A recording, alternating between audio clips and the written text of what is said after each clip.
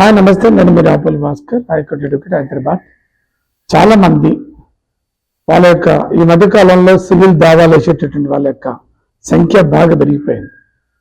అయితే కొంతమంది వేసిన తర్వాత తనకు తానే వేశాననేటటువంటి ఒక భావంతో, అనవసరంగా దావా వేయబడదనేటటువంటి భావంతో, లేదు అవతల వ్యక్తులతో మాట్లాడుకున్న తర్వాత రాజీ పడాలనేటటువంటి ఒక ఉద్దేశంతో ఈ కేసుని ఉపసంహరించుకోవాలనేది అనుకుంటాడు.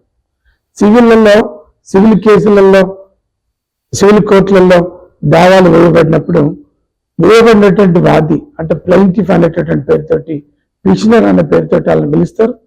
అయితే CPC civil procedure code order 23 rule 1 అనేటటువంటి ఈ యొక్క నియమం ద్వారా వేయబడినటువంటి కేసు దావా, సివిల్ కేసు వేయబడినటువంటి ఎవరైనా పిటిషనర్ వేసిన తర్వాత ఎప్పుడైనా ఏ స్టేజ్లోనైనా అతని యొక్క దావాని విత్డ్రా చేసుకునేటువంటి ఒక అవకాశం ఉంది.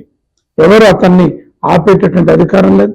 ఈవెన్ కోర్టు కూడా నువ్వు ఎందుకు నాట్ పేజ్ చేసుకుంటా, కేసును విత్డ్రా చేసుకుంటా అన్నప్పుడు కోర్టులు కూడా యొక్క దావాని కొనసాగించమని కానీ, లేదు ట్రయల్ చేయమని కానీ, లేదు సాక్ష్యాలు పెట్టమని చెప్పి కానీ ఆదేశించేటటువంటి అధికారం కోర్టులకు లేదు.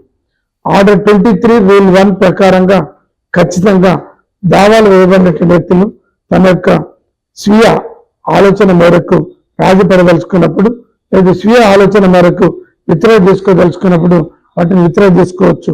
దానికి ఏ రకమైనటువంటి ప్రతివాదులు ఇబ్బంది పెట్టడం కానీ, కోర్టులు ఇబ్బంది పెట్టడం కానీ ఏది కూడా చేయొద్దు అనేది చట్టం చెప్తా ఉంది. Thank you.